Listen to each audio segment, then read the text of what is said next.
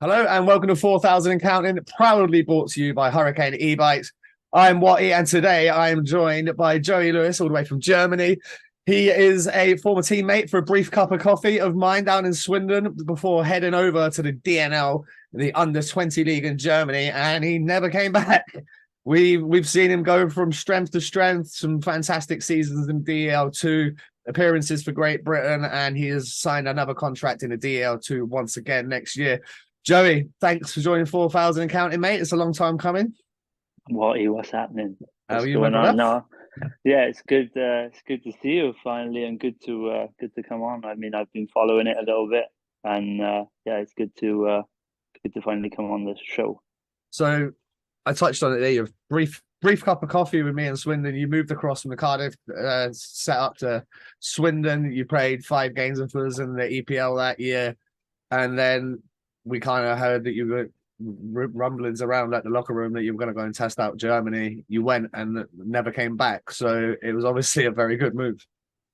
Yeah, I think I was grateful at the time to have an opportunity to play up with you guys. I think I learned a lot in that time, especially getting smashed around from a couple of guys in practice at such a young age, and then seeing you blow off some steam in the locker room and tell Pete to go fuck himself a couple of times. And Yeah, that I happened. That mean, definitely happens. yeah. So I mean, it was an experience with, like, yourself and Matty Davis, I think, was in Yeah, he there, and was. Yeah. Lee Lee L Train, Lee Richardson, and I mean, it was yeah, it was fun. And then it kind of was it was the point to say, okay, what do I do? Because I think, yeah, I mean, at the time the junior system, it was a bit of a struggle, and like me and Stringers at the time, we were just kind of dominating like the under 18s, and you were just playing over and over. And I think I was 16, yeah. So like I wasn't even. I mean, I was playing up, and then it was just kind of like, do I go in the EPL like now, or do I try and jump at the elite at such a young age? And I just thought it was just a bit too early. So I wanted to really try and, yeah, see if I could find somewhere where I could play a couple more years and develop a bit, and then move into uh, more of an adult kind of hockey league. And the plan was actually to go away for like a year and then come back, and then get married and kids, and the rest is history. Yeah. So you first take your step over to play in that DNL league. How did the move come about? Who was you in contact with, and why Germany over, Canada, America, which was traditionally where the British kids tend to go at that age? Yeah, I think, well, the first thing or the biggest thing that I didn't really want to do like America or Canada was because, like, just my size, and I knew that like I'd have a struggle. Like, yeah, I was quick and all that, but I just knew that I would just struggle out there, because I know that even back then, this, we're talking like 15 years ago now, this that was like, it was still like you had to be strong, you had to be a They were still good, enforcers and stuff. They were still big, yeah, big you boys had to playing. be a Yeah. good hard player, like, and like it was just the margin was just so fine. So I just thought that the European kind of style adapted more to me. And my initial like idea was either Sweden or Germany. And I tried Sweden, but I was a little bit late on getting into like trials and stuff. So Sweden kind of fell through, and then funny enough, a guy I used to play with, Andy Hurst, he went to Germany and said like he's going there for a trial to like this DNL team, and then I said, would it be a possible like for me to come with you and go for the trial as well? And he hooked it up, which, I have to be honest, I'm thankful to him that he got me out here.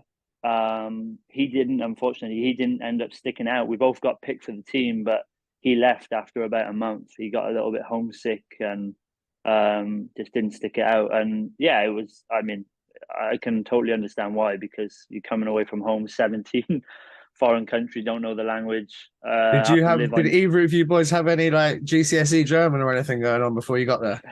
Hursty did, yeah. He spoke a little bit of German. He had German in school. I did not speak a fucking lick of German, So what so was that like? We were like, what the fuck is going on?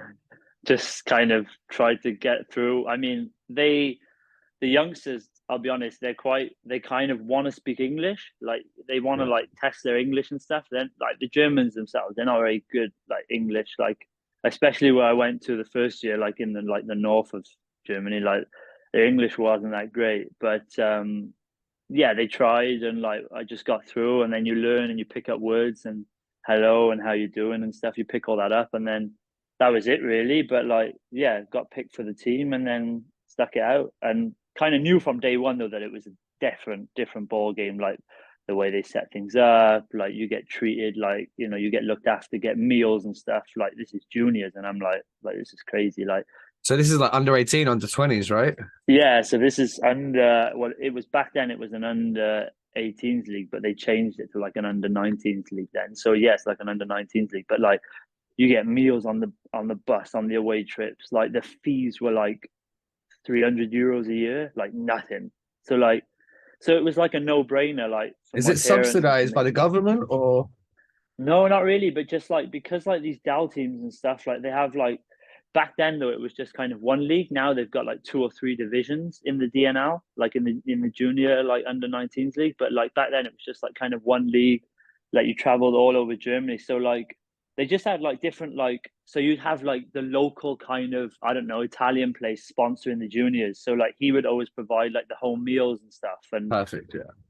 and then you'd have like the bus companies or whatever would like they would get like a free sponsorship deal at the Dell games because they would provide buses for the juniors. You know what I mean? So like it was just all kind of like win-win, I guess, negotiations. So the juniors were never an afterthought. They were always been thought of by that senior club and allowing essentially a league in which the best junior players can stay and play, as opposed to over here, we see the best junior players, they go to the EPL or the BNL or the Elite or the National, what it is now, like whatever the league has been, a good 16, 17-year-old was generally gone by then. Whereas in that Yeah, league, because there's finances, the good kids yeah, can stay and develop that year, 2 years, 3 years extra. yeah. And then they get brought in, like you know, if they're good enough, then they get brought in, and then they're going into a team that's maybe in the Dell or the Dell two, and they're making 50 or to 100K in a couple of years, and you know what I mean? Like it's just for them, it's a no brainer because the junior wise, like I mean, it's I guess in a way they see it as a priority because they can actually have them then on their team at some point, and it's not. I feel like in a way maybe in the UK it's more like kind of a threat kind of thing. Or I don't know, like it was always kind of like just so much politics in between, and like just someone telling you like, yeah, you're gonna have to battle like for that spot because otherwise, you know, and then you're just like, well, you know, where's the development then? Like, you know what I mean? You're just gonna be Yeah. like, I mean, why would I want to? I mean, sorry, frankly, but why would I want to fucking sit on the bench at 17 years of age when I should actually be trying to get some actual valuable ice time and stuff, like, you know what I mean? It's just not, just doesn't work like that over here. Like, When you were going into that league and you were getting your feet under the table a bit more, your second, third season, your point production's good. You're right up there, like near the top of the team each time. What was the standard of the hockey like? And was it obviously you said it was got into divisions now, before it was one league. Was there a kind of division within a division with like the talent? Like, oh yeah, same as over here, Sheffield are always going to be there, Guildford are always going to be there, fucking yeah. whoever it is. Is it the Yeah. same there, or is it more widespread out because it's part of the Dell? No, you had like for sure you had like those teams that were like very, very like talented. So you had like Mannheim, man, like Mannheim the last year when I Just was in stacked. the they were like with Drysdale and like Cahoon. Like these are guys like that are just like NHL players and stuff. And then you had like even like your Cologne teams, and you had like they're like Dell players now. They're all playing the Dell. So like you had like players like that, or like Bartol's had like Yasin Ilis. He's like one of Munich's like best scorers at the moment. Like so like the players like that were in Legit that, level. but like they were doing both, man. So they would play like a Friday. They would play like top team. So like they would play like for like I don't know Bartels. They were in the Oberliga at the time, which is the third league. So like they would play for like the third team, the Oberliga team on the Friday. Then they'd play DNL on the Saturday, and then they would either play DNL or Oberliga on the Sunday. So like they were playing like 3 game weekends, but like playing though, Watty, like they're not just sat on the bench. Like they're playing like They're not top making up the three numbers. lines. Yeah, like they're playing like top 3 lines, like getting brought in, and they're like 18, 19 year olds. Like Dreisaitl was like he's like 3 years younger than me, and like I was in the league, and I was only in the league longer because I was an import. So unfortunately, I couldn't play for like Fussen Oberliga team at the time. Like, I couldn't. I just because they had two imports. Because obviously in the Oberliga you're only allowed two imports. So I was kind of stuck in the DNL, which was fine because I still saw it as a benefit. But yeah, it just got easier because I was playing against younger players. I was simply then like one of the oldest guys in the league, kind of. I think I was 19 then. So yeah, but like to just watch guys like Drysdale, where he's just like, he's like 15, 16 years of age, just like toe dragging guys. Just like, everybody that are like 3 years older than him. Like, you know what I mean? It's just, yeah. But that's what I'm saying. If you're just surrounded by that, then you know that like the league's definitely a good league. So yeah, I enjoyed it. They were great years as well. I mean, I was 18 and could only speak English. So yeah, I was just out and about partying all the time as well. was there plenty of parties and that the Yeah, boys love that sort of shit over there. I mean, like I had a great like Fussen is like where I'm near now because Kaufbeuren's only like half an hour from Fussen, and like I'm really still close friends with a lot of the guys that were on that team at the time, the junior team, and some of them have quit, some of them are still playing the Dell and national players, and some are in my league. So like, but we all still keep in touch and we meet up. Like we're all gonna meet up like next Thursday, Father's Day in Germany, and get like shit faced together and stuff. Pints, so like, yeah, but like we always used to like go out on a Thursday, like one of their dads would like drive us, and like we'd be in this like minivan listening to like some German techno, like going to this like, club, like. And this is me, like I'm, you know, like I've only been out here like 2 years at the time, and you know it's still early days, but like, yeah, I just loved it, like embraced it, and then I started to think like, well, I should help my parents a little bit, you know, financially. So I started to like work as well, and just found a job and just like got like I can't remember what it was, like 10 euros an hour, and just like worked a little bit to like help them out and help pay towards the rent. But like I said to you, the cost compared to like going to Canada to fucking I don't know Okanagan or whatever it's called, yeah, like you know people have spent their whole inheritance on it, and I just think for what? Like that's just outrageous. Like if I get the opportunity to play hockey after my like DNL years, and I earn some money and I can afford to live, then okay, like I've started to make something of it. But if I can't, then that's it. Like, you know, you got to move on. Like you've got to go into a job or something. But I would never ever put like my parents in like financial problems just to like, you know what I mean? Like, I know what you mean. Yeah. I just never saw it as being like that wasn't, you know, enough's enough at some point then. And but like Germany was like it was feasible, like it was makeable, and like. So like, and that's realistic. Like it was, yeah, it was definitely, yeah, it's a realistic target. For sure. Well, it was cheaper than the UK, man. Like my parents were driving me from fucking Newport down to Swindon and then back 3 times a week and paying the bridge and all that. You know what I mean? Like that was where I thought, why are they doing it? Like later on, I thought like, yeah, Jesus, like yeah, but. So yeah, so we've got a couple of kids in the Bainstoke juniors that come from Cardiff. It's fucking banana lands. Man. Like 2-hour trip for practice. That's like just the one thing that I think for me, like I said to you, like a bit earlier, like it's just sometimes I struggle with like following the British hockey and stuff, but like that is just the one thing that is just such a shame and just hasn't improved. Is like the junior like ice time development, the actual coaching that goes into it, and the actual availability and accessibility to hockey. Like it's just tough, man. Like it's just like we have one rink in Wales. Like it's like you know what I mean. So like, well, then they turned the second pad in the fucking Cardiff rink into a climbing centre. Yeah, so like that's how's that happen? Yeah, but that's what I mean. Like you try if you're from Swansea or if you're from Newport or if you're from further up in the valleys, like you've got ages to get to like one place to go there. Then you've got to pay your fees, and then you've got to pay your bus, and like. You don't have all that over in Germany. Like you do in a way, but like I said, our fees, I think even my fees in Fussen were way more expensive than my first year in the DNL, but they were like 800 euros a year, like for my parents. Much. Like it's nothing compared to, I think the transfer card from the EIHL was fucking more expensive than the fees. Yeah, international transfer. You touched not being able to go up to the third league. I take it when you got that opportunity, was you then classed as a like German trained player because you'd been there for 3 seasons? No, so I was an import. So okay, so you started. So I was like, yeah, so I was like the youngest import in the league at the time. I was 20. So I was a 20-year-old import, like Brit. So it was like dog eat dog now. Like you've got to like put up your numbers, otherwise, like they'll bring some. Okay, yeah, I wasn't expensive. I just kind of like said, I think I don't even know. I think I was making like 200 euros a week at the time, but I got an apartment and a car, and said, screw it. I kind of, in a way, there was like a point where it was like, do I go back home or do I stay?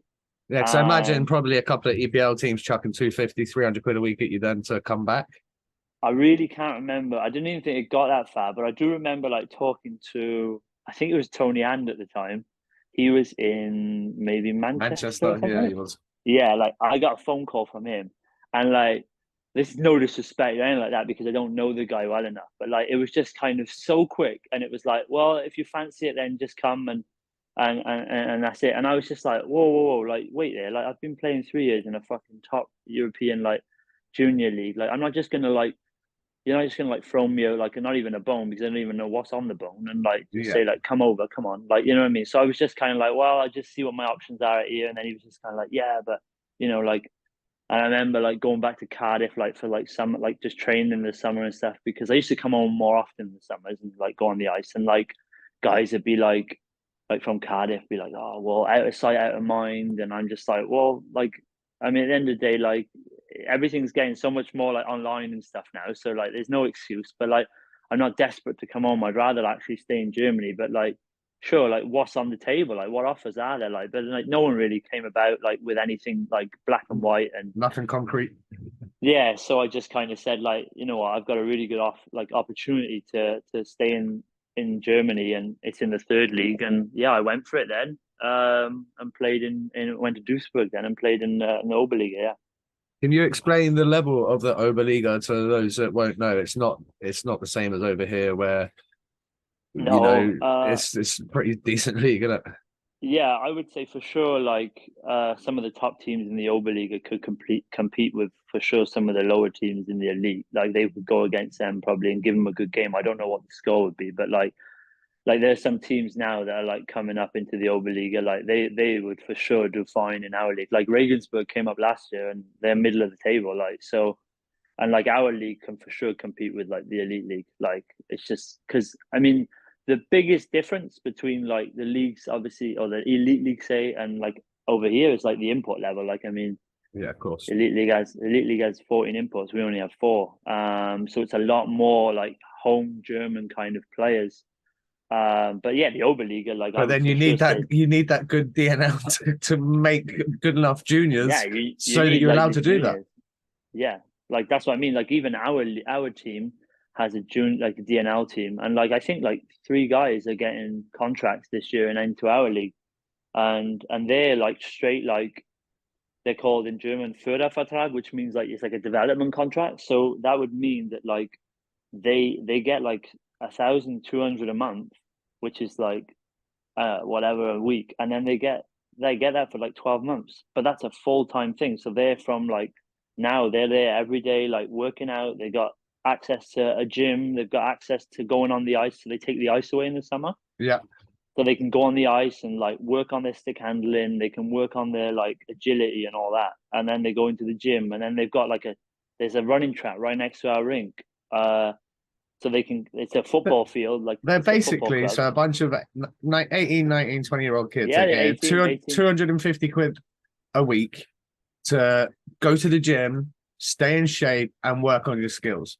Now, if that doesn't scream development, nothing will. And the fact that we don't have that in the UK, there's very, very limited people, if any, on 52-week contracts. This could be something the UK could look to implement, the Elite League, the National League, whoever it is.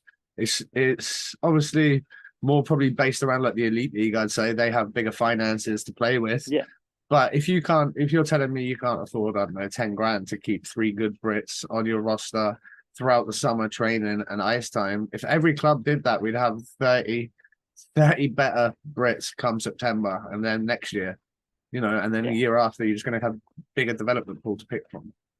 yeah, for sure. I think like it just like Kaufbeuren is like our team, like over the last few years. Like I think we've had like 4 to 5 guys like go from our team into the Dell, like from Kaufbeuren juniors, like, and now they're in the Dell. Like one guy's in Mannheim, like the other guy's in like Ingolstadt. The one guy this year, like he's gone and signed a 4-year deal in Frankfurt. So like they're getting that development. Like it's a no-brainer. Like it's so like such an attractive thing. They just got to kind of like bide your time, if you know what I mean. Like, and the thing is, like they're not coming on our team and like sitting on a bench. Like they're playing. Like the guy who's going to Frankfurt, like he put up 30 points last year. He was playing on like second line, like with 2 imports, and like playing. What was his name? Marcus Schweiger. Marcus Schweiger. SCHWEIG. Yeah, I've got him on here now. Yeah. So like, just great talent. Yeah, and like that's what I'm saying to you is he wasn't rushed. He wasn't rushed into like straight into the Dell. Yeah, he wasn't rushed at 17, like put straight into the Dell and like sat on the bench. He was put through like the proper way. Like he's like, well, I don't even know how old he's now. 2021. Aye, he's early 20s. Yeah, so like he's going into the Dell in his first year when he's like 21. Like he's developed fully. Like he's played at a good level for 2-3 years now in the Dell too. Like, and yeah, I feel like in a way, like it's just the proper way. Yeah, it's harder for us. You watch the progression. Older people, but it's just great to watch. Like he was sat next to me. It was kind of like, you know, having a kid, like having my own kid, like, you know, nurturing him and like just. But I'm talking. There's not just one in the room. There's like 8 of them. Like. But that makes practice pretty fucking quick, doesn't it? Yeah. Zipping around, all these fucking 20-year-old kids zipping around out there. Yeah. Yeah, man. I tell you what, they got some confidence. These youngsters, man, they got some confidence, but they're good. Like they're just different. They just do it now. They don't worry about like, oh, should I not? I don't want to like piss off the coach. They just fucking go out there and do it. And if they make a mistake, then they come off and they'll think about it and then they'll do it again. Like it's just yeah, they just crack on. Yeah, love it. Yeah. So that's kind of like the whole German junior kind of development system set up, really. I'm just looking at some of the guys you played with this year.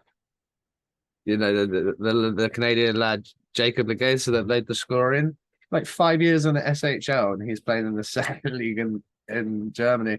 I don't think people in the UK that are maybe not very familiar with German hockey or the Dell 2, whatever. I don't think they really understand how good the Dell 2 is.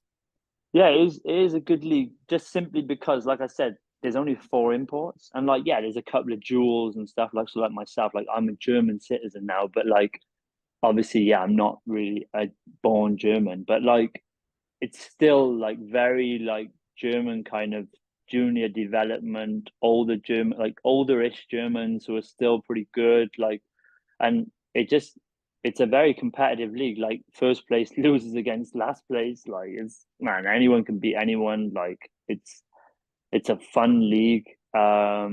It's not really massively like battling for promotion. Some teams are, some teams aren't, because the budget for the Dell is obviously a massive step.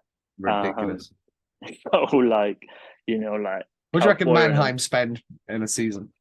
Oh man, like I know their guys. Like I know some of their guys there who are making like I think everyone's making like for sure over 80K a year. So like that's take home. Like, you know what I mean? So like, you know, and then I think they've all got 12-month contracts though, which is another thing, which is like, yeah, nice. You know, if you can, I guess in a way they probably don't pay the imports 12 months, but like all the Germans. But like I even saw something the other day on like, I think it was on Instagram, because I played with the guy from Kaufbeuren, Tim Boygemuth. He plays for Mannheim now, and he played with me on a line like 5 years ago. And then like he went to Ingolstadt, and then he went to Mannheim, like signed a ticket in Mannheim. And like I saw like something on his Instagram where he was like training in the summer because he's got a 12-month, and there was like a whole team, man. There was like 15 guys, and I'm like, what? Their team must be already there, but it's not, because it's all the juniors and the youngsters, like just sticking around training and getting some ice. And then you've got like Dennis Royal, who's like one of the oldest kind of like players there, who's the captain, like he's like national player and everything, like working out with them as well. So like it's just a whole bunch of age groups like all working out together, and like it's just different, man. Like it's just different setup. You don't see him going very down. forward thinking, Joey. Yeah, you it's don't very see him. Forward thinking. You don't see him going down a fucking brickyard at fucking 6 o'clock in the morning yeah, with fucking digging holes in that. Right. With a hard hat and a high vis, fucking laying bricks for the summer job. Like, you know what I mean? You don't have that, man. No one's fucking hard carrying, are they? Well, that's another thing as well, which is just kind of puts a shame kind of on our country in general. But like the unemployment over here is like you get 67% of your wage. Oh, okay. So So like it, if you're unemployed, that's good. yeah. So it's based on like your salary. So like you can earn like pretty good money in the summer and you don't even have to work really. Oh, okay. So I guess it's kind of a bit of a screw you to the German system, and people probably think, oh, you're stingy and all that. But like we pay into it, so you pay a lot more on your taxes in the season. But yet, because we don't have, like, I don't have a 12-month contract. I have like an 8-month contract. So those Even four if you're on a months, 2-year deal, you still, yeah, because yeah. they can't, man, because like it's just like it doesn't work out like with like apartment and car and stuff. Like you just like it's just too much kind of in a way. But yeah, like they most of the people like sign on, like even some of the Dell players like sign on, but like it's capped. So it's capped at like I think it's capped at like 2,900 a month. Right. But like I mean like 2,900 a month, like Yes, well livable. but that's what I mean. Like I think back home it's like £50 a week, isn't it? Or Yeah, something. something like that. Yeah, it's not much. Yeah, that's what I mean. So like I understand where like guys are coming from, like especially also like national like at the national team and that where they want to like play also because they want to play for their country, but yet they want to play because they want to also get a little bit of an extra cash, like you know what I mean. Yeah, of And course. if not, they have to also go and work, like so. Yeah, so that's another benefit in like the German system that just helps you out even more as well. So obviously over here we've got IHUK UK and we've got the EIHA, two different, I fucking don't know why, but still two different governing bodies. Over there, how is it run in terms of what's the governing body? And it sounds like there's lots to be learned from their governing body because they are, well, they're fucking smashing ideas out of the park left, right, and center right now in this interview. Yeah, so they have the Deutsche Eishockeybund, which is kind of like the German ice hockey federation. That kind of handles all the junior leagues and it handles the Oberliga. So all those leagues like from Oberliga and below and then juniors, that's kind of run by the Deutsche Eishockey, so the German Ice Hockey Federation. And then you've kind of got like the Dell and the Dell 2. So they kind of run off each other, like those kind of like levels. So they're kind of very similar in themselves with like terms of contracts, terms of health insurance and things like that, like how that's all run. Um, but yeah, those are the kind of only two governing bodies. But they also do like work together because you have two ways that kind of people come from the Oberliga into the Dell 2. So it's not as if they're like against each other, kind of. No, they're on the same page. What is obviously I had Mark Twaite on the last episode, and his career got finished by a hit in practice. Um, Basically when he was at the Sheffield Steelers back in the Super League days, Norton Lee was running the team, and they owed him like 7 grand or whatever. They didn't pay his contract out, and then the insurance policy was supposed to be 25 grand for career owner. And then he goes on, and it's went to the fucking House of Commons and everything. But what had happened is Steelers had hedged their bets apparently. So it was alleged that they only insured 6 guys out of the 20, and it was like the 6 most expensive players, right? And you just happened to be one of the other guys that got fucked, like Smurf was, then he wasn't sure. So like this went on to like David Cameron and everybody. Oh my god. Smurf's gonna send the paperwork over to have a look at. But what's the insurance setup where you are, and how you boys looked after if you got, I don't know, like a season-ending injury or a career-ending injury? Is like policies in place or? It is awesome. It is. I mean, it's got a lot stricter. But you are like you're not set for life or anything, but you're covered. Like so, everyone. I mean, they say in Germany, like you're stupid if you don't have private insurance. So we all have private accident insurance. So, say for example, I just give you an example. Say I blow my knee, do my ACL. You go after a year. It doesn't matter. You're covered worldwide, so it can be with anything. With a lot of us are done through the AXA insurance. So, like, if I do my knee, a year later, I'll go to a doctor and get it assessed by one of their doctors, and then he'll say like, a percentage, how much like of a reduced movement or like pain or whatever, and say it's like say 10%. If I'm insured for like 200 grand, then I get 20 grand. Yeah. So you can get insured up to 1 million. Obviously, like Dell players and stuff, they're paying like, because they're earning like stupid money, they're paying like whatever a month Higher for their premiums per month. Yeah. So you've got that is one thing. So like I've had a few injuries and stuff, and I've been paid out from my injuries. Like I did my shoulder a little bit, like I did like a grade 2 shoulder. I did my MCL. But you just covered, you know what I mean? So you've got that like reassurance that like, Especially if you've got okay, family and stuff, you know your money yeah, is going and to be there. then so that's the private insurance. Then you've got the national, like just the standard like law in Germany is like your works insurance. So if you get injured at work, it's called the Berufsgenossenschaft, which is like a kind of a works insurance. So that means it goes on to like retirement. So in Germany, if you kind of had a career-ending injury, you would also get assessed. And if you have 2 injuries of 10% of like reduced movement or So if you did invalidity. your hip and knee at the same time or something, and Yeah, for example, say you did, well, you'd be screwed because that's your whole leg. But like if you did that, then if you have 20%, then you get retirement. So you get like a monthly retirement from what you were earning, like for the is that rest of your from the life. government or from the league or from the insurance That's from policy? the government. That's the government. Like that's the works insurance, like in Germany and talk like so. If anyone, so say you were working at, I don't know, like you're a carpenter, and you tore your hand off basically, and you couldn't work again, like you would get like a certain percentage from that. But they do that with your hockey as well. Oh, that's amazing. And then also with hockey, your contract is a contract, so they've got to abide by it. So they have to pay you. So in Germany, it is you get 6 weeks full pay, and then after 6 weeks, you get 80% paid from the works insurance. Okay. But some guys, like I have it in my contract, but like most guys have in their contracts that the club has to pay the difference. So the club Yeah, like pays them 20% or whatever it the is. Yeah. 20%. So you've got like kind of in a way, so you are covered. Like and like this includes though like Watty, like if you're a hockey player as well, like we have doctors over here. Like we've got like 5 doctors on our team. Like for like so you've got like heart doctor, then you've got like just general illness doctor, then you've got orthopedic doctor, then we got 2 physios. And like I'm telling you, like if you get hit on like Friday or Sunday, like You're and it's scanned. not good, You're you're ready. MRI on Monday. You're MRI. Yeah.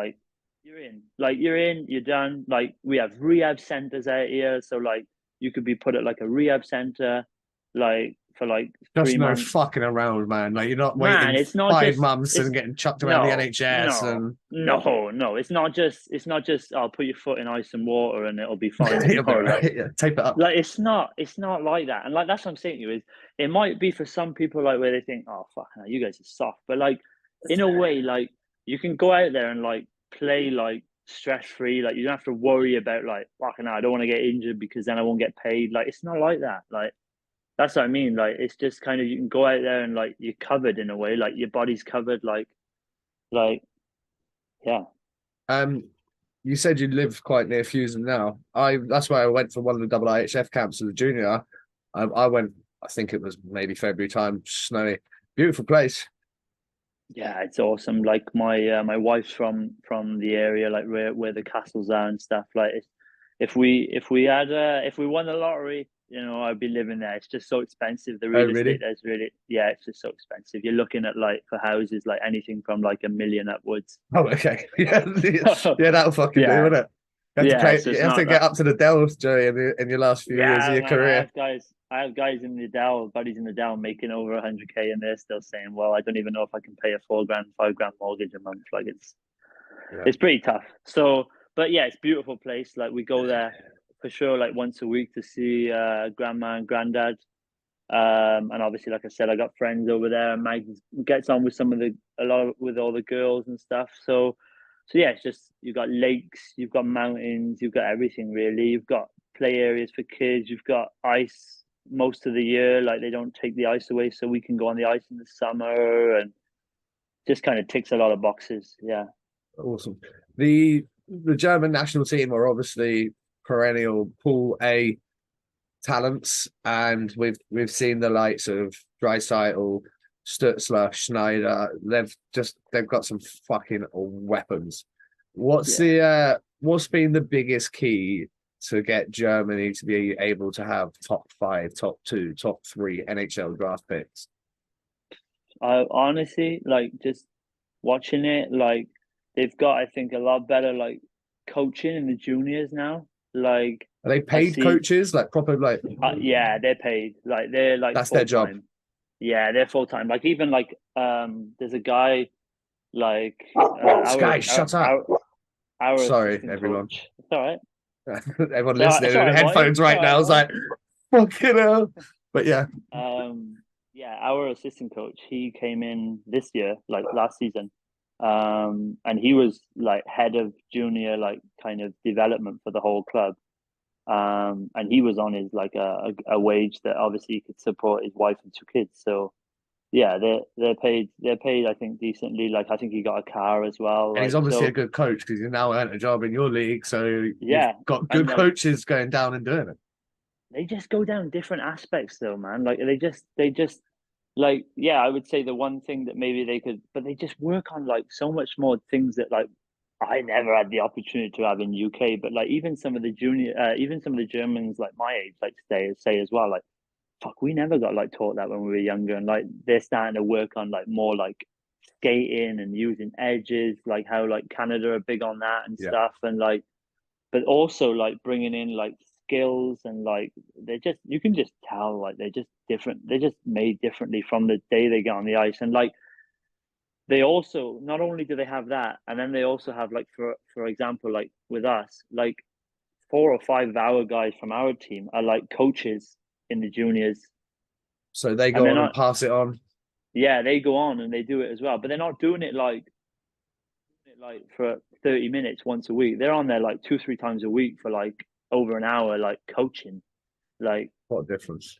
So like it's a no-brainer. Like these kids are gonna like just develop. Like I watch like the kids must love it because they've got you guys out there. But like it's crazy. Like one of the Canadian guys on our team, he's got a couple of kids, and like one of his oldest kids plays for like the under-9s from our team, and he's really good. Like Canadian guy, like, he's tall as well for his age, and he's a good skater. But like watching his team, like when they like train and then they play like tournaments every weekend, like every weekend they're like somewhere different. They're like Rosenheim, then they're like, I don't know, like 30 minutes away the other way. Then they're Augsburg. Then they're in like Frankfurt. Like they're always like have like a massive less like, league games, more tournaments. Yeah, it's like a 2-day tournament where like it's fun for the kids for sure, but like they just always seems to me like they're always on the ice. Like now, obviously, it's not anymore. It's all done. It's all the ice is gone. But like even like when we were playing and stuff, like they'd be on like a Saturday morning. Like it's just different. Like they aren't like they just get taught different, and like even like the little things, like they have like the trainers, then like they have like someone there from the parents who's like comes in and like dresses them all up, like dries their hair, like they're just that no parents are allowed in there. It's all like just the kids. So like none of the parents are allowed to come in and like help. Like they just keep the parents out. Like it's just the kids. Like the parents can go in the stands and that's it. Like the parents drop them off. Fuck up. Yeah, they just drop them off at the changing room doors. They just go upstairs, sit down, have their coffee, whatever they want to do, come down after practice or whatever, pick up their kids. It's not no fucking going up to the coach and telling him, well, my Johnny needs to be playing. And like, it's not like that. Like, there will be a little bit of conflict. Oh, of course. Sure, of course there is. There's crazy parents like, everywhere. It's just not like political. Sorry, but it's just not like as political as it was when I was like back in the juniors, where like someone told my mum like, oh yeah, he's too young, he's not eligible to train out. Like fucking just go do one, man. Like it's just wrong. Like, you know, like why would you not want to have someone who's actually going to be good at the sport? Like, why would you not want to push him to his limits and actually develop him? Like, why would you not want to do that? Just because your son maybe isn't as adequate. Like, it's just wrong. Like, you know, and they just. But over here, it's not just one. It's like 5, 6, 7 of them. Like, you know what I mean? It's just, yeah. There's talent all over the place. Yeah, I like the idea of maybe the UK doing something like that, similar, where with these weekends we're getting more tournament based. I know they've tried it out with like cross ice days and stuff like that. But like, yeah, if you're getting, Danny Myers has opened the Ozone in Bracknell, which is fantastic. They do a lot of 3-on-3 stuff down there. Obviously, they've got Myersy, Lockie, Fordy, a few other guys down there coaching. They're doing the pep stuff, which Conor McDavid does. The guy that came out that works with Conor McDavid, he came over and set that up. So Myersy's now coaching that. There's different things and good aspects happening, but we've just had a showcase at the weekend, which is basically what used to be conference. And I spoke to a couple of the lads that were watching or playing in the 17s and the 18s, and I was like, what was the talent level like? And I was like, this kid was good, and this fucking guy was good, and this D-man was good. And I was like, but what about the depth? He goes, there was guys that couldn't skate backwards. I was like, fuck do you mean? So they're having to wait for the guy to like beat him and turn D-men that couldn't skate backwards, having to fucking turn to forwards and back check. I was like, yeah, you can't have that at that level. That level needs to be every guy is fucking legit. Yeah. Like, I think over here, like from like under 10s, like above, like 10-year-olds and above, I don't think I've ever seen maybe a kid that really struggles to like skate backwards. Like, it's not like that. And like, even like the youngsters, I'm talking like 3-year-olds, 4-year-olds, like just learning to skate. Like, because we have practice in the morning, and I know one of the ladies, she works at the club, she does a lot of voluntary work, and she works with like the kids that come in the morning, and like there's like a massive like base out with like coffee, cakes for the parents, and it is flooded with like kids on the penguins, on the little like penguins and stuff, and there's like 5 or 6 coaches like that are also voluntary maybe, but they're out there helping, like trying to get so many like more kids just involved in the sport. In the sport. Like, it's not like 5 kids out there. I'm talking like 25 kids like flying around at like say 3 to 5 years old. Like, it's just different. The next generation are your under 10s, and that's them. Like, that's the guys that are coming in, the guys and girls that are coming through. And then they get a little sniff at like training with us, and then maybe they get a game or two, and then next thing you know, like they're working out in the summer with the coaches and the team, and then they get offered a contract, and then that's just how it kind of goes here. I like the progression. You can see where it goes right the way through, from literally stepping on the ice with a penguin to being involved in the junior setup to potentially have to go to the Oberliga. Then you can go to the Dell 2 if you need to, and then the Dell. Yeah, like it's a perfect straight line progression. Yeah. What? Sorry, go on. No, I think just like that would be for me like the eye opener, like coming from seeing the junior development. Like you do remember like your juniors. Like, I mean, like I remember being in Cardiff, and like it was all getting moved to like the big blue tent and that, and like we were training once a fucking week, and I'm like we were going to Bristol once a week, like, and then obviously Peter's like, yeah, I'll come to Swindon and all this, and then I ended up going to Swindon because it was just like, how am I going to get any better? Like, training once a week, like it's just not going to happen. And like, I was doing well. Like, it was like me and Adam Harden at the time, like under 13s or something, I think it was, or under 15s, I can't remember, and like under 14s. And like looking at that, comparing that to 8 years, it's just sad. It's just like how many kids were at yours and Hard's level out there where it was just you two? Do you know what I mean? Or you two, or then stringers, or and don't get me wrong, you then had some guys that could play, but not everyone was top players. Where you're Germany, like there's a lot of good depth. Yeah, that's what I just think. And like, like unfortunately, like I wish I had been developed. Well, I never like regret something and say I wish I'd be there. I wish I'd come out earlier or anything like that, because don't get me wrong, like I had those times where I went and played in Team England and went to Quebec and had all those moments in Southwest, and like what it's been like. It was crazy back in the day, crazy it was fun back in the day. But like, yeah, I wish I had that development maybe early, because I might have been a better skater. I might have been, maybe I had the opportunity to maybe go into the Dell and earn myself in double what I'm earning now. Like, you know what I mean? But it is what it is. Like, I'm still fortunate for what I got and where I play now. Yeah. So with like you said, you play Team England and stuff like that. You got to play with GB. What was it like getting to represent GB, and where did you go on your trips? Because they're always fun. Yeah, for sure. Like junior GB was a blast. Like Yeah, that was wicked oh fun. The that was junior that trips was are a fun. gong show, aren't they? They were. They're just I such a mean, gonger. like I remember like going to like oh man, I remember going the I think the one that sticks out for me the most was like the the last trip in like I think it was in Germany, it was in Garmisch, which is like an hour from here. And I spoke German, so like everyone's asking me like yeah like say this do that, and then like we ended up getting relegated. I think it was oh, who was the coach? It was Tom Watkins, and I think it was like Joel Poirier. Petzler or Poirier. Yeah, that Yeah, was it. something like that. And yeah, and like he was like fuming that we'd like got relegated because like we played like I think we played Team Austria or something, and like that was our chance. Like we had to beat them, and like we got roasted in the last day. He did like a fucking pre-game skate, and we had a game at like 11. I was like, "What are you doing?" Guys are getting in the Like, rink at fucking 6 a.m. but for the like pre-game. it all kind of got washed away, and everyone was sad and blah blah blah, what have you. And then like fucking everyone's like, right, like Aaron Connolly and all that, are like Danny Scott and like Melicrino. They're like, right, let's fucking like book a table, get a table booked, Joe. Like book this because I was German, so like I booked the table, and then like I could see like a couple of guys like liking some of the German girls in the stand. They're like, go over and talk to her, like get her out with the boys, like get her out.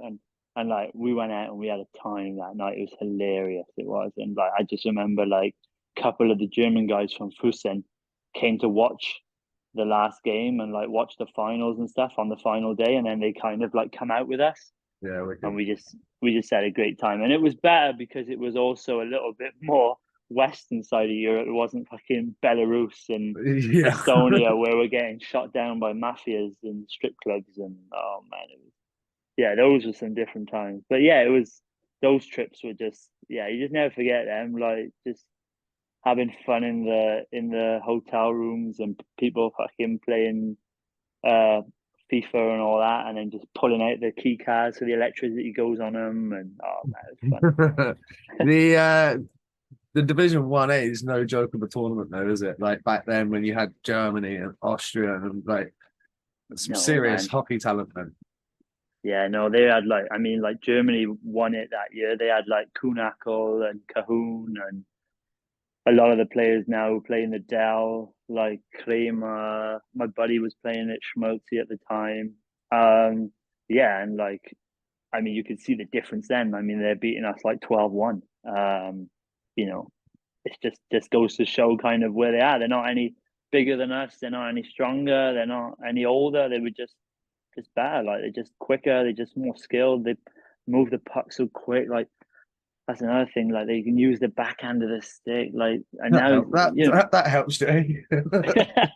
like things like that. Like just little Yeah, things. But like, being able to use both fucking sides of the stick's a big one. but yes, it definitely showed. And then even other teams like I think Slovenia were there, like Kopitar's brother, like his younger brother and stuff were like playing in it, and they were like pretty good. You had like Norway, just different teams, man. Just the speed of it, it's just kind of like and how they transition and move at such a young age. It's just like wow. It's just Yeah, it comes down to time and drills, and I know the Basingstoke and kids. Basingstoke kids skate 45 minutes on a Monday and Wednesday night, so an hour and 30 minutes a week. yeah, How the I fuck are you mean, supposed to get better at anything? yeah, Anything I like don't. how do you get better at anything? Like painting. If you want to be a painter and you just spend an hour and a half a week for the next year, yeah, you're going to be a little bit better by this time next year, Yeah, but nowhere near as much if you fucking painted for 7.5 hours a week. yeah. And also like I think the thing is as well, like ice hockey is like you got to react. Like it's not a sport like golf where you stand over the ball for a couple of minutes and think how do I hit it and blah blah blah. But like hockey's a reactive sport, and unless you're not in those situations more and more, you're not gonna like like you need to like know like to make that pass while someone's coming at you. Like you need to practice that. Like you know what I mean. You can't just be going out there and whacking a puck around for 45 minutes and then the whistle blows and the Zamboni doors are already fucking open, and you know what I mean? Like it's, yeah. Yeah, it's an interesting take because the way they do things over there is so much better. You spent 3 seasons in the Oberliga. I'm not even going to attempt to fucking Go pronounce on, any try. of those names. I'm just going to say that you played 3 years there. Why the bouncing around? Is it a bit like the old Well, EPL, like where you were like Bainstoke, Bracknell, Swindon, Slough, and then you just kind of circled around, or what? no, no, totally like different from like the destination and like the how far they are from each other. But it was just like I said, I was an import, so it wasn't as if like my I could always get a new contract right away. Maybe they wanted another import. Maybe I got offered more money as an import. So it was kind of more or less. I was young. I had a little bit of a falling out with the coach in the first year. So that was kind of for me like, okay, I need to move on here. What happened with that guy? And oh, he was a fucking idiot. He's in Frankfurt now. Actually, he's like the head GM in Frankfurt. Funny enough, I told the guy who's going to Frankfurt. I was like, oh, send my regards. Fucking guy. No, he like it was an absolutely like ridiculous story. But like, I was 20 years of age. They gave me an apartment, and I didn't have a car because I lived quite close to the rink. And he's like, yeah, like come in, and they signed like another import. So there was three imports. So I was like, we were rotating. So I had that weekend, like I was sitting that weekend, and he kind of brought me in on like the Saturday in the morning, and we just lost on the Friday. I didn't play, so there's nothing to do with me. Like the team lost, and he's like, yeah, you need like they had a cooperation with Cologne. He's like, yeah, you need to go to Cologne at 11 and practice with them. And I'm like, well, I don't have a car. Like, how am I supposed to get there? Like, he's like, I don't give a fuck how you get there. Like just goes at me like and all this. And I just turned around. And I'm like, I just literally walked out, and I was like, I just said unbelievable. I remember I said the word unbelievable, and he's like, get back in here, like he was just going off. He was just Losing his mad because they mind. lost. And then he just kind of like threw the power move. He's like, get out of here, like pack your shit and all that. And I was just like, what? I would have actually loved to have gone and had the opportunity to train with the Dell team, but like I don't have a all I fucking asked was car. like just get me a team car like to get there or whatever. And then like yeah, he just got a little bit out of hand. And then I ended up kind of just saying, okay, like after the season, like yeah, that's not really what I want to stay with that guy. So moved, yeah. What is it? Hammer? Is it East Baron? High Iceburn. Iceburn. Whereabouts is Yeah. that? That's like it's more like the west, say west north of Germany, kind of like now around like Cologne, Dortmund, a little bit higher there. So in the same league still. But it was just kind of more like a lower budget club. Like yeah, there wasn't many fans. The rink wasn't very nice. Didn't really see it as a spot where I was gonna like stay. Yeah. So I had a good year there points wise, and Yeah, my aim really 58 points in 38 games, 22 tucks. Solid. my goal really, because I liked and loved like Fussen and like the south of Germany, my goal was to kind of come back to the south of Germany, which is kind of like where my aim was to stay the following year. Then I went to Bad Tolz, which is like down in this area now. It's near Munich. And they just got a way better setup and like just the club, the rink was nice, and I was treated great there, and I loved it there. Good point Um, production again. Yeah, I loved it. Like, I mean, I feel like an Oberliga machine. Yeah. Go back. Yeah, I mean, I was young, which I guess in a way helps. But I was also, like I said, I was an import, so I was always playing top line, like kind of controlling. Funny enough, I was playing center then. Like they put me at center, and I actually enjoyed it. You're But yeah, I had a always good involved time. as a sentiment. That's why it's so much Yeah, fun. and I was playing like with an older German guy. He played like years in the Dell, like won championships and stuff, and he was just feeding me really. So That's fucking but handy. That's handy, isn't it? yeah, I mean, you gotta give you credit to guys out there. But yeah, I played with, like I said, played with some good guys in the Oberliga, but also like got some good experience at such a young age. I mean, to think youngster, I don't know what it's like back home, but how many are like around 20 to 22, 23 years of age and they're an import? Like it's tough, Unheard of. and yeah, it doesn't happen. So like for me to take that step, and for teams to take that step on me, and for me to kind of succeed with that opportunity was, I think, the game changer then for me to kind of move on to the next step then. So you obviously do go from the Oberliga to the Del 2. Are you classed as an import or German now at this stage So of I your career? I was getting my German passport because so in Germany you have to live here for 8 years, or you can provide like, yeah, special documentation that you've done voluntary work, that you speak the language and write the language better, that you've integrated into the country better, and then you can apply for it 6 years. Oh, okay. So I kind of got it after 6 years, just because like I spoke good German, and I like said that I'd like done voluntary work, so like I worked out with like the kids at juniors and stuff, like helping out, and so got my German passport then in that year around October. So I was classed as an import until October. Okay. And then Yeah, obviously that make it easier for you then to get a spot on the Del 2. massively. Like massively. Like yeah, for sure. If I was an import now, I probably wouldn't be playing the Del 2. But yeah, like at the time, it was the team we were on was struggling anyway. So I feel like in a way it was kind of like we had two Canadians who were pretty good, but the rest were kind of like the two others were a bit hit and miss. They were younger imports as well. I think one was Czech. One French Um, kid. yeah, he was a French kid. But yeah, like I said, we that was a crazy, crazy year. We brought in another import, goalie, Eric Hartzer. He was an absolute like loose cannon. Like I'm telling you what, like there's some Yeah. guys that Beauty. oh my god, had some stories with him, man. Jesus What was he Christ. like? He just like he came over, like literally flew over, and like he like played the night. He like flew in the morning, like played that night, like absolute adrenaline pure. Like played. We won in a shootout. Like we were like our team was so bad. Like we lost because the problem was, long story short, that team got relegated the year before. So Heilbronn got relegated. So the plan was that they were going to go in the Oberliga. So they signed their contract. So that was with me included. Like their contracts were all for like Oberliga players. Yeah. So like the team was an Oberliga team essentially. Playing in the Del 2. But then Landshut kind of like went bankrupt. So then they got the opportunity to stay back in the league. So like it was like, what do we do? Do we go in the Oberliga, or do we try and stay in the Del 2, which is obviously like you want to stay at the best level that you can, but yet you've got an absolute bunch of fucking Oberliga players. Like Yeah, it's different levels. so it was so tough. So we were like a lot of like half the team was like basically Oberliga, like just not really good enough to play in the Del 2.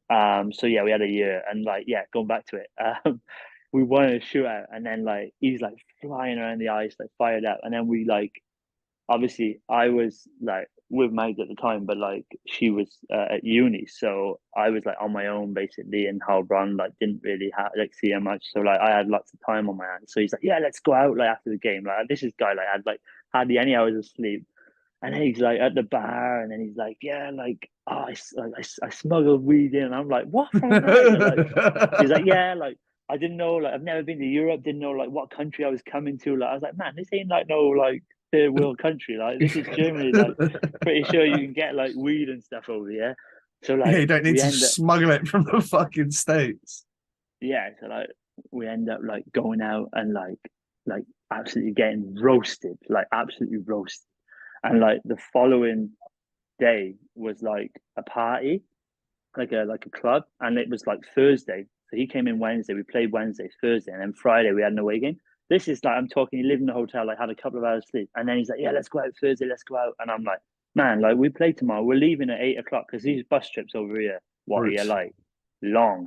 And I'm like, "We're leaving at 8 a.m., man. Like, do you really want to like?" And he's like, "Yeah, let's go out." So we go out on this Thursday. Like, I'm thinking, like, Joe, like, don't drink too much. Like, you got to play the next day. Like, like and then like it ends up being an absolute shit show. Like 6, 7 guys come out, like, and then he's like, I don't know what he was taking, but he was taking all sorts of like drugs and stuff. And I'm not into that. That's not me. Like I'm just like, whoa, like whatever. But I'm just having a good time. But I'm just wasted drunk on alcohol. And then like he's like, yeah, come back to my hotel room and like just sleep at my place because I lived a bit further away and he lived right by the rink. So I'm like, yeah, whatever. Like, didn't have no like away game No kit, pre-game nothing. Like, shit. Yeah, nothing. nothing. Like, no pack bag, like no snacks, nothing. Like, no pillow for the bus. So I'm like, oh, I'll just go home in the morning. Like, I'll get a taxi or whatever and go home in the morning. So I ended up like in his hotel room, and then next thing you know, like he's like he's got this like homemade bong, like out of this bottle, and I'm like, what the fuck? Like, and he's doing this bong, and he's like listening to like this like heavy like techno like music, and like, and it's like 4 a.m. Like bus leaves in like 4 hours, and I'm just like, whoa! And then he just like starts heating up this room, like, and I'm just like in the middle of it, and I'm like taking in the fumes, and I'm just like, fuck. And we get tested over here, like, you know what I mean? Like, and I was like, first thing I'm thinking like, oh my god, if this guy gets tested, like he's done. Like this is Yeah, he's like fucked. this is outrageous. And then like next thing you know, like the room just starts. I'm just done. The room starts spinning, and I'm just like, Just whoa. secondhand fucking smoke.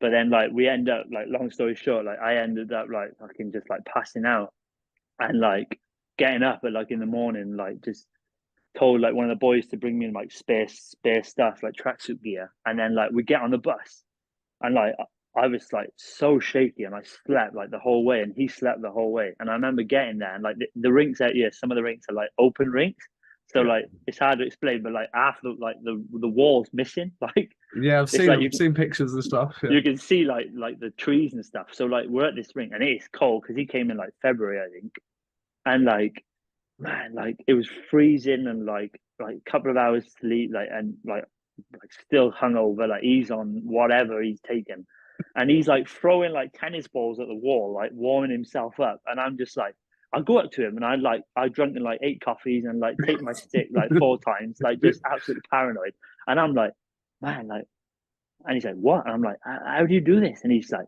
Joe, just play guilty, and I'm like, just play guilty, okay. And I literally like went out and we won 3-2. I scored the game winner, and he had like 60 saves. He's still on It's his head. And legit. I was just like, that is a story like that like that I'll never ever forget. But like he was just absolutely like the lifestyle that he had. And he was really good. Like if he would have come like start of the season, like we His would never stats have were been in this spot. stats were good. Like Yeah, he was good, man. Like he was like, but he was just psycho. Like he was just psycho. But yeah, he was a guy. Yeah. Go further, go faster, get fitter with Hurricane e-bikes. The only UK company to offer a lifetime warranty covering battery, LCD screen, motor and all components. No servicing costs, no need to buy, no interest costs, no long-term agreement, no maintenance costs, no worries, lifetime warranty. How it works: you select your bike, you add accessories, you confirm details, and it's on its way. And don't forget to tell them that you were sent by 4,000 and counting. So go to www.hurricane.bike and you can find more information there. don't forget, it's Hurricane with an E. Check them out right now. That was a story.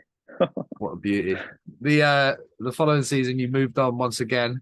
You went to Starballs in Rosenheim. What was that like? That was great. Unfortunately, we didn't have a good season there. The team struggled. We had a lot of injuries. I had an injury that year. That's where I did my my MCL. But great spot. Definitely a place that that I enjoyed. I had a contract actually for the following year, but we unfortunately got relegated. And the team actually had to go down into the Oberliga. And I just said at the time, I was 24, and I was like, oh, do I really, really want to go back to the Oberliga? Like, I'd like to stay in the Del 2. So I kind of just cancelled my contract and said, like, I want to go somewhere else and try and Stay in the Del So 2. unfortunately, like for the first like couple of years, I was like a suitcase in a way, but there was always a reason why kind of I had moved. Like it wasn't because like it was because of like bad bad politics or anything like that. It was just No. more so the fact that like the club got relegated. I didn't really want to stay, or like in Ham I wanted to move down south of Germany, like get closer to like kind of where my friends are and my wife is. So yeah, and then that was yeah. So that year you played with Tyler Schofield, who then the following season went on and played for Braehead. So there's going to be some fans that are familiar with him. Like, what was it like playing with him? Yeah, Schofield, man, he was a good. He was like, I called him the frog. He was so like, he was just such a small guy, but he was just like so quick and whipping around everywhere. And I'll be honest, in Rosenheim, we had a good group of guys that like hung around a lot together off the ice. And I played with him and Tyler McNeely. He's back in Rosenheim actually. And they've just got promotion back into the Del 2, which is Oh, nice to awesome. see. So I'll be seeing them next year in the Del 2. But yeah, it was just playing with guys like that. Like that was my first like glimpse, like I said, of like actually playing with some like proper imports. Like that was when the Del 2, like the biggest difference from like the Oberliga to the Del 2 was like, yeah, okay, you can see the speed and all that, but like it was more so like you made a mistake, like yeah, like they're capitalizing, like and yeah, it was good learning experience. I was still young, so for me it was more so the fact that like just kind of take it as it comes, try and start to build a name for myself and try and stay in the league as long as possible. Yeah. So, I mean, you put up some impressive points in your first couple of years, 21 points your first year, 24, and then 39 that third, no, sorry, 24 in your second season. And then with the club where you're at now in the Del 2, you've 39 points to start, then 42. So you come in hot to your new club, and you've obviously stayed there for what? You've been there, is this your seventh season? It's going to be there? Yeah, seventh ESV? season now. Yeah, yeah. So, um, yeah, I kind of came in and I got on with the coach really well. Still keep in contact with him. Um, he just kind of threw me in and said like, I wanted to like, play on top line with like imports because I've seen you do it in like Rosenheim. Like at the end of the season, I had a really good end to the season in Rosenheim. Like even though it was play downs, like I was playing pretty good in the play downs. I had like I think it was like a point per game, and he could see that. I think he come to watch and stuff and seen that like obviously I was capable of playing with like Good higher top end end, I guess. players. Yeah, so that's kind of the role that I adapted in Kaufbeuren and started to kind of become a fan favorite. And yeah, everything's just kind of like smoothly rolled ahead. Like, yeah, we've had some ups and downs here. Like I had a 1 year where when that guy got fired, then a new guy came in and it was COVID. And yeah, we had a few altercations because, I'd been here a while. So yeah, maybe I said a few things that, I voiced my opinion. Um, but it was more so a misunderstanding and things like that. And then I sat for a few games and I came back and played really good. So just little things maybe now and again that have not gone so smoothly, but all in all, like it's just I've really enjoyed it here and I've been pleased with the way I've played my hockey and helped the club both not regular season and playoffs and stuff. So yeah, so I just What are the playoff would like. series like in the Del 2? Yeah, they're tough, man. Like They're the best of real deal, eh? seven. Yeah. Yeah, best of seven. Like it's tough. Like we played this year, like really disappointing. Like we were really good this season, like such a good regular season. Finished 1 point outside of Ravensburg. We lost on the last day against them to finish like either second or third, and like we really like just yeah, it just didn't click in the playoffs, and that's why I feel like playoffs is so important. Like you can have such a good start to the season and be such a good team in the like Castle, like the team that dominated the league. They were 30 points clear of second place. Lost lost in the second round to the team that we lost to Bad Nauheim. Like and like that just goes to show that they had that like playoff run that like was just yeah, okay, they lost to Ravensburg at the end, but they just had such a good like click and bond. Like they had goaltending, they had special teams. Like their special teams, man. Like it was just like our special teams in the regular season was unreal. Like our penalty killing. Like I think I was on one penalty killing unit with the guy. I think we had two goals against us all year. Like like me and him. Like our penalty killing was like over like I think it was around like 80 something%.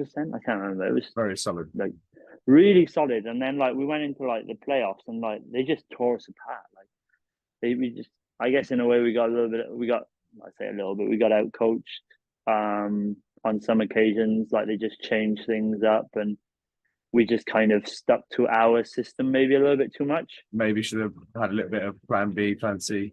Yeah, I think that was the problem that was kind of everyone started to see towards the end of the season as well, that like teams started to like give us like close calls and maybe like clinch a few points from our games now and there, because they kind of knew then after playing us 3 times, how to, or twice, like how to defend us better, or what was our main like weapon offensively. And like I said, goaltending, like our goalie struggled a little bit in the playoffs. He was unbelievable all season. He had like goal of the year, which totally deserved it. He was unbelievable in the season, but like in the playoffs, he just was a little bit, maybe on a little bit of just a dip. Happens. Yeah, some players Bad time of the year for it to happen, but it happens. Like I said, and that's, I think even back home, it's even more important that you've got to have that peak at the end of it, because you guys only play 2 games or 4 games. It's wild. I think that's just doesn't speak for the team. Like, I just think this is just a bit unfair to the team. Like, I mean, classic example is Guildford. Like, they had an unbelievable. I follow it because obviously my cousin plays for them. But they had an unbelievable season. Like so good. Like, really nice to see a team up there that isn't like your big 4 that usually Not the big arena teams. Like it was great to see, and then they get beat. Yeah, it happened. That's hockey. Like, I understand that, but like it's just sad. I think if you would have given them a series with Nottingham best of 7, I don't know. Like, they could have definitely run them close. That's for sure. Yeah, and that's if not, I think they probably do get that victory in the best of 7. I think it gives everyone a much more fair advantage, even though there's home advantage and all that. But it gives every team a much more fair advantage to actually have a chance at like beating like because you can have like a bad game and then be like, well, it's 1-0 in the series. Like, you could lose 7-1 and be like, well, tomorrow is the next one. Like, you know what I mean? It's like match play in golf, isn't it? Like, fucked one hole up, but I've still got the next hole. I can go on and win that. Like, it's the same thing.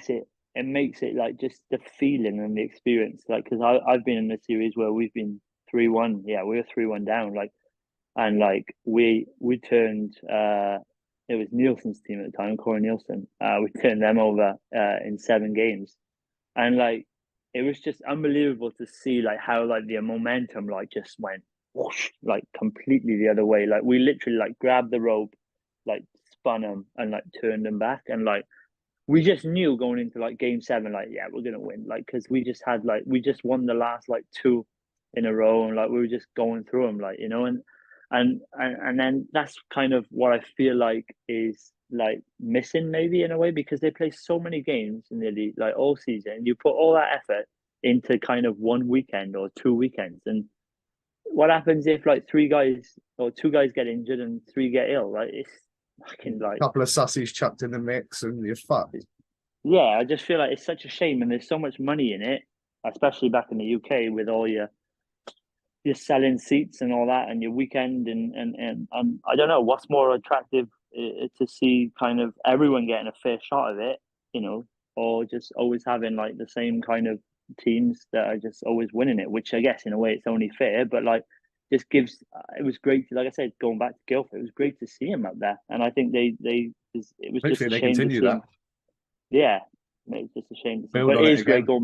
going back to the game of best of 7 series. It's fun. It's tiring. It's very tiring, because it's play, rest day, play, rest day, play. But How's the travel? Fun. That's one thing that sucks. Germany's quite a big country, right? Yeah, it's big. Like, I think our longest travel this year was to like Krefeld. That was like 7-8 hours. No, it's a Scotland trip, isn't it? Yeah, but like the problem is like some teams do it, some don't. It depends on like budget. Like, our team doesn't, unfortunately. It's like we don't stay overnight. So okay, yeah, same night, same travel back. So we travel up the morning, play, and then travel back. So it's really tough. And like the thing is as well, and that's the one thing maybe this league can improve on, is playing and doing like away trips. So like we play Double maybe header. so we play like maybe Krefeld and the team that's near there, like Castle, and then you know what I mean, and then like head back home, like but it's just like I said, it's all a question of cost and you've got to pay like the bus driver and stuff like that. And so yeah, I guess in a way they figured it out the way they have, and you have to accept it as a player. And games are Friday, Sunday in Europe, right? Games are Friday, Sunday. So usually you practice Tuesday, Wednesday, Thursday, Friday play, Saturday practice, Sunday play, and then you have Monday off. So that's kind of our. It stops it back to back, and like if you do have a little knock, you've got 24 hours to sort that shit out. Yeah, and like I said, like we got like I had a knock. Like I said, I did my shoulder, and I was in like Weisswasser, which is like 7 hours away, and like we got home at 6 a.m. on the Saturday morning, and there was a doctor. Like the doctor was at the door, like said, like looking, like checking me over, and then he was like, "Well, it doesn't look too bad," like like trying and doing the different movements and stuff, and already assessing me like the day after, and like whether or not I could play for the Sunday or not. Yeah, it's just different, just looked after a little bit more, in a sense, and I think that comes down to a reason why maybe I was always hesitant to come back to the UK, because I thought, well, why should I? Because I'm getting treated so well, so much, like whether or not it's better or just so well over here. Like, is there what is more attractive for me to come home? Yeah, it's my home country. Yeah, do I miss my parents, my brother? Absolutely, but I just enjoy it out here. I'm happy out here, so why shouldn't I stay? So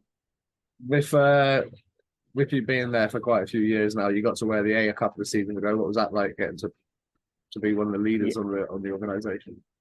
Yeah, I feel like I said, I've been here a while now, so you kind of get to know the town, like the organization, the sponsors. You're more in that kind of circle where you can go and talk to the manager or go and talk to the coach a bit more if he's a little bit heavy on the boys. And I have found that I've always wanted to try and be that kind of player who's just nurturing those youngsters. Like I said, like that one guy who was sat next to me this year. I tried to be that kind of role model. Because I'm not that guy that goes out there and puts up 30 goals and puts up 60 points. I'm not that guy anymore. I've accepted that, but I'm also a guy that goes out there and works, and then off the ice, like kind of around town and things like that, like always friendly and or go out, pay for the boys' meals. Like I had my 300th game this year, Awesome. or last season. And I just said right, boys, we're all gonna have a meal after the game and have a couple of beers. And I just like that, little gestures like that I like to do.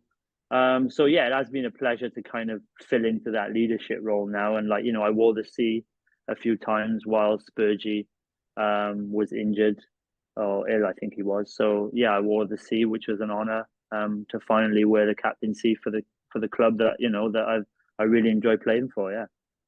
You're back there next year, and you said that you haven't really thought about much about coming back to the UK. But is it something that clubs have contacted you about? Obviously, you've had good numbers in the DL. You've fucking 300 games, so you've got the experience in the Del too. Sorry, have clubs been in contact about trying to bring you back ever? Or funny enough, I met up with the owner from Cardiff. I've never met him before, Todd Kalman. Yeah, big time. Yeah, he came over to the Warrior place here. I don't know, they were looking at Warrior or whatever. I don't know. That's between them, but it's not far from Kaufbeuren, and so I kind of got messaged from the head of Warrior, and he was like, "Yeah, come and meet up and come and see Todd. He's in town and he wants to meet you and stuff." And Corky was there from Cardiff, so I was like, "Oh man, I don't really know these. I know Corky, but I don't know him, and I didn't really know what to expect." And he just kind of wanted to know everything, what happened with GB and all We're this. Gonna get into that in a sec. And he did say have you ever thought of coming back? And I said man, I've never ever played for the Devils, and I grew up. That's wild, by the way. I grew up watching the Devils, Merv Priest and Brent Pope, bless him, peace, Brent Pope, he bless him, but savage. I grew up watching these guys Ves Sacratini and those kind of guys. I was a rink rat. Like I was around the rink. Like everyone knew me at the rink. Like everyone, I had such like everyone knew me around Cardiff, and like we go down like well even with Pete, like we go down like Chippy Lane and that after practice and stuff. So like it was kind of like for me like you're gonna play for the Devils at some point, but then obviously Germany came about, and do I think about it like oh would I go back? The question really remains is like I don't know what I would gain out of it. Like, would I gain? What would I gain out of it? Like, like I don't think like I really don't look at things financially. Like that's one thing that I've kind of the last few years having a kid and a family that I try and stay away from as much. But like, just like, would I? I think like, would I enjoy it? Like, would I be playing the numbers, the minutes that I play here? Probably not. Like, yeah, would I be playing with better players? Yeah, probably. Might be playing with some imports. Would Well, I you definitely enjoy? definitely be playing with some imports, mate. There's fucking only 5 Brits on your team, so That's what I if you come mean. Like, over here, would I enjoy that? Like, would I enjoy maybe sharing an apartment or whatever, or I don't know, sharing a car because I think that's what they do back in the UK. Like these a are couple all of guys things in that an kind apartment, and yeah, you share a like, car. like that's what I'm kind of saying. Like, I just don't know if I could having the luxury of like sitting in my own apartment, driving when I want to go grocery shopping or whatever, or go downtown for a coffee in my own car. Like I don't know if I could give all that up just to kind of come home to play for my home club. Like, yeah, would I love to? Man, like, yeah, Cardiff Devils is Cardiff Devils, like, Um, but he did say, like, Such a spot to play in right now as well. yeah, he did also like, I know that, like, and It's like, legit, like it's some of the fucking guys as seriously well, legit. like with Benny and Bachi and all that, like and Richie, like Bounds, I know all them. So like, yeah, wouldn't be as if I'm going into a team where I don't know anyone, and like, yeah, maybe mum and dad can kind of see the little guy a lot more, but I just don't know whether it's worth it. That's just the one thing that I just always say to myself is whether it's worth it and what would I gain from it. Like, I just don't know. Like, do I really want to Well, end my career? if you go on the right year in Cardiff, you might win fucking 3 trophies. That's the one thing that I would say. Like, yeah, you want to win something, You're you want going to to be in a achieve something. battle if you go there. Like at least Yeah, like if you go to Cardiff, you're going to be in the mix of being there or thereabouts for when it comes playoff time, when it comes trophy time. You're probably going to get to play in a final of either the cup or the fucking yeah, playoffs. Like you look at the Brits they've got already. Josh Waller, he's young Brit of the year. Boundsy, he was goalie of the tournament for the GB tournament level at Division 1A last week. So the Brits they've got down in Cardiff are good. They need to get the right imports in order to be able to catch that Belfast team because that Belfast team are fucking wagon. yeah. They're good. Like I don't watch, and like I said, I don't follow it unfortunately enough. Like look on the phone now and again to see the scores and that, and follow the Brits and stuff. But like I did for the first time in I don't know how many years. Like I watched the final, and I watched it, and I could not believe like how offensive, like up and down, and how many chances like there was, like each end, like it was just like a totally different kind of like hockey. And then I was just wondering to myself, like, why is that? And then I was just like, well, they're playing with like 14 imports, man, and like they got like 3 or 4 like offensive defensemen, like you know what I mean? Like it's just a different style of like hockey, and everyone just can kind of like that's why they like most of the guys that play there have like really good numbers, and like Yeah. it's just and I just don't know.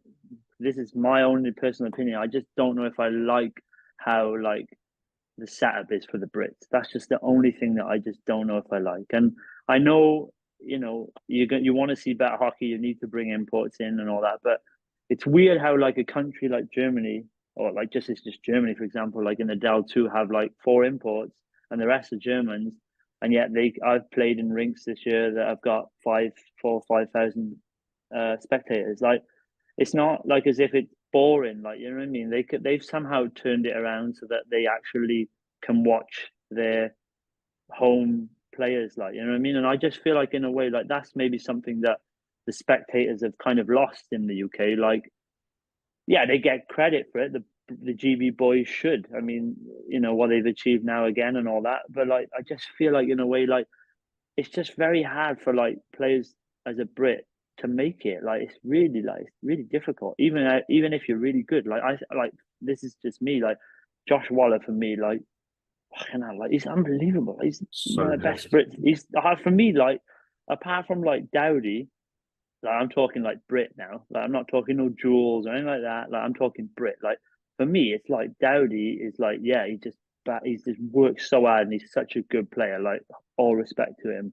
And then like I look at it and I think like, man, Josh Wallace, such okay, Kirky Yeah. runs it. But like Josh Wallace is like such a good skater and just so skilled. Like that guy should be playing everything. Like he should be playing like with the top players. He's good enough. Like All right. All right. he's capable.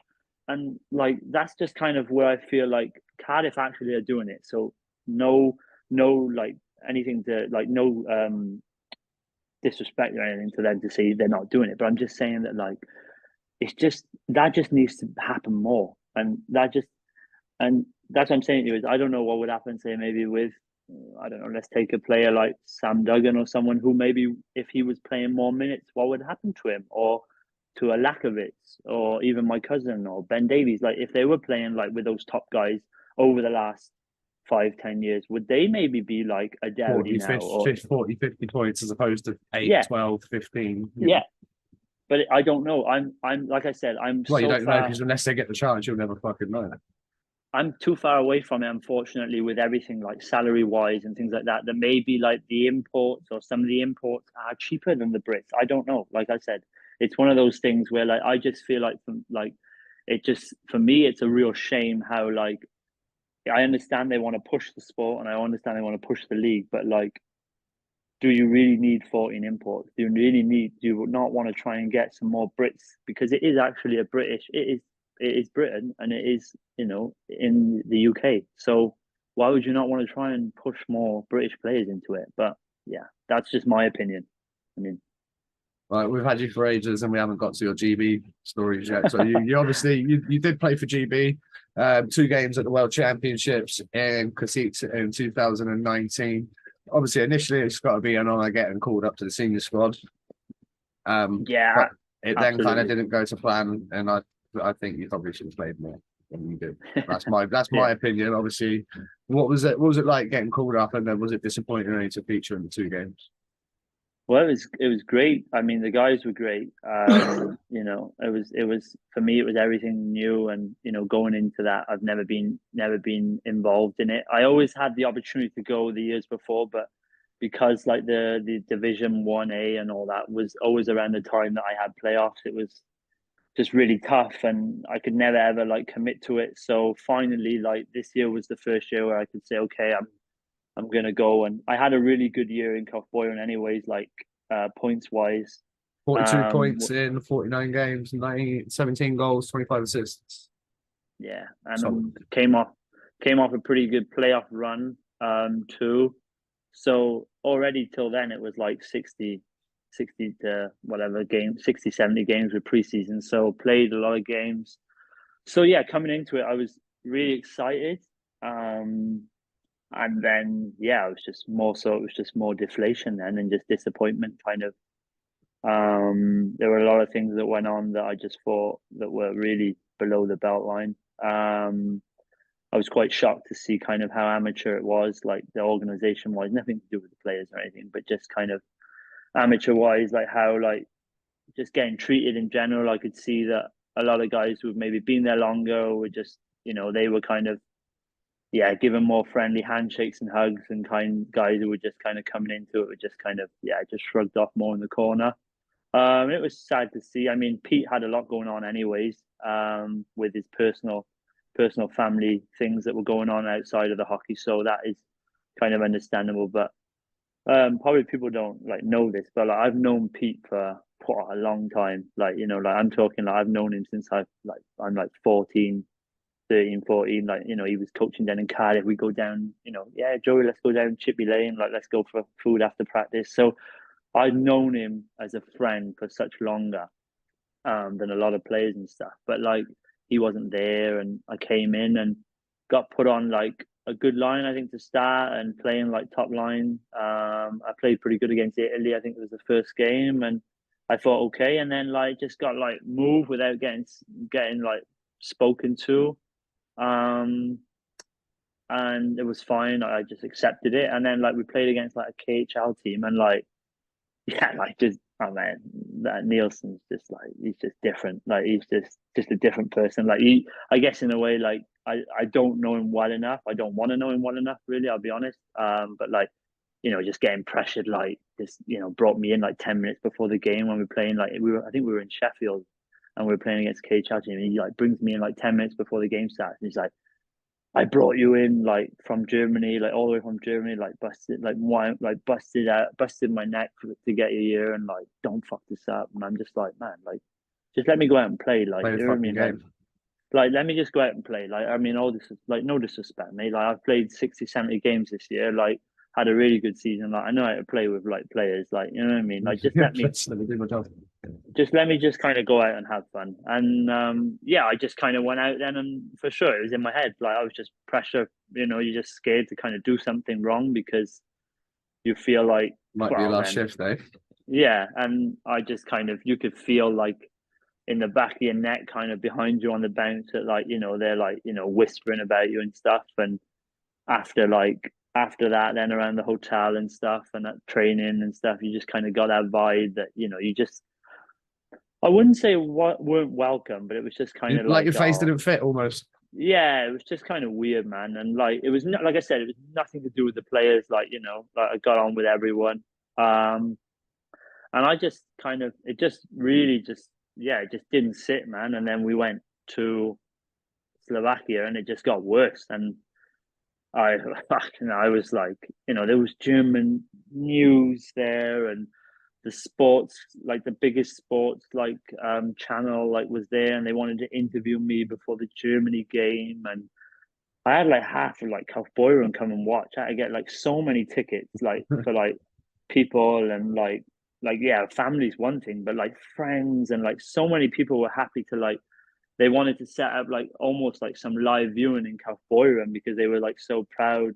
And then I didn't even get like a sniff. I didn't even get a word like, yeah, you're not playing because of this or anything. And then when I noticed, or when Taft kind of told me yeah, you're not playing against Germany, I was just like, right, all right, I literally was ready to look on my phone. When's the next flight out of here? I was just like, I'm done. And this is I mean, to go to say, okay, I'm not good enough, which is totally fine. Tell me though. I'll accept, but to kind of not even give me a reason, and to not even say okay, we're not going to play you because we feel we have a chance against Germany to win. I don't know, it was just sad. But it was even the same thing with Sheds. That's just it was just fucking ridiculous. Not playing them against Canada, and because I mean, rumor has it that obviously they played someone because someone from the EIHA organization said well, his parents have come over for this game, so you have to play him. It's just bollocks.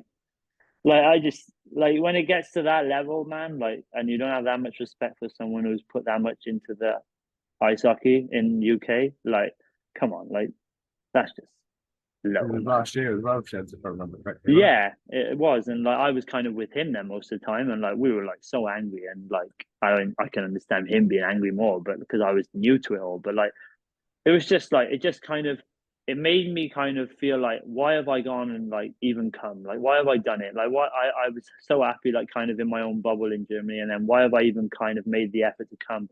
Yeah, because I wanted to play for my country, just like every other kid wants to go there and play for their country. But yeah, I didn't get the opportunity. I hardly did. I played fucking average 23 minutes a game that season, and I played fucking 3 minutes against Finland.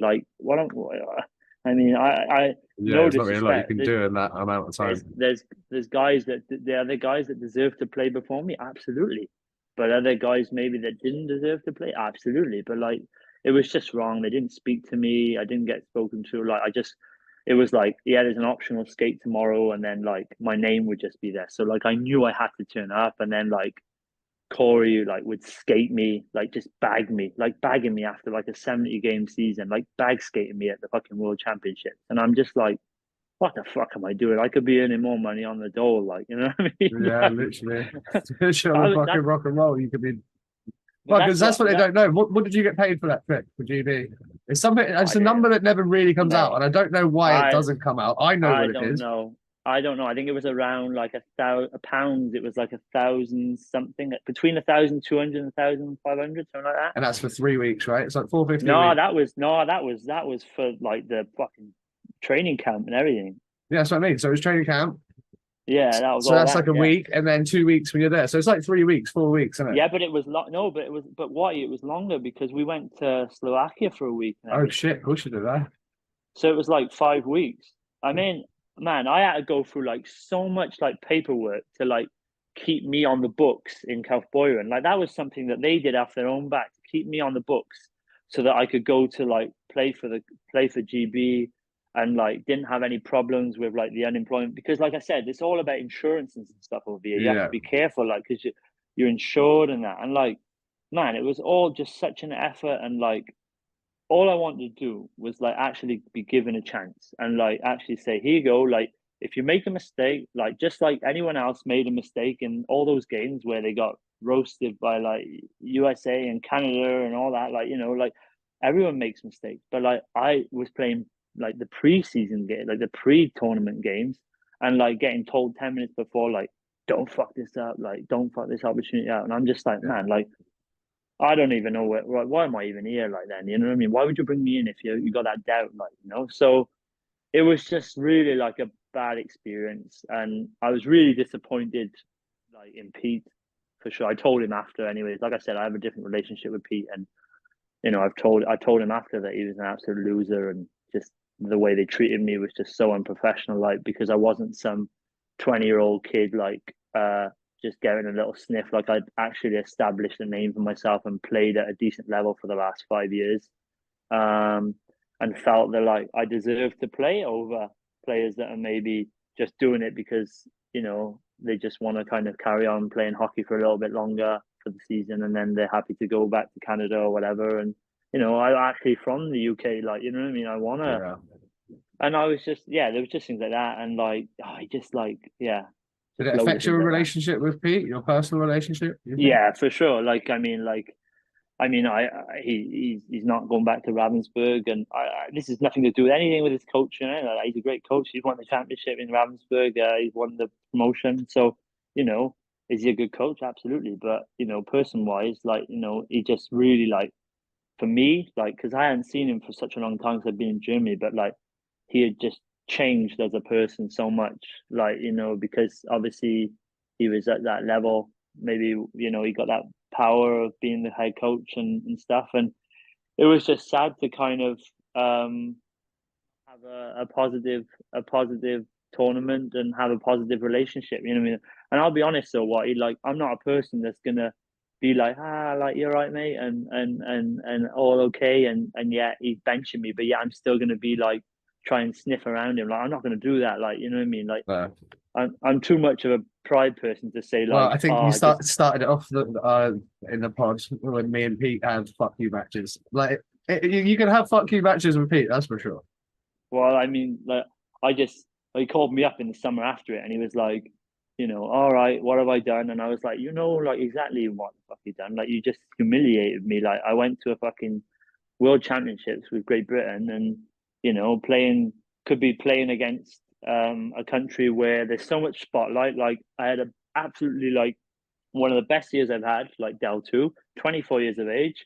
Who knows? Like, all those Del teams are watching. Like, you know, like, you could have put me in the spotlight, like he does now with, like, you know, your Nielsen's and all that.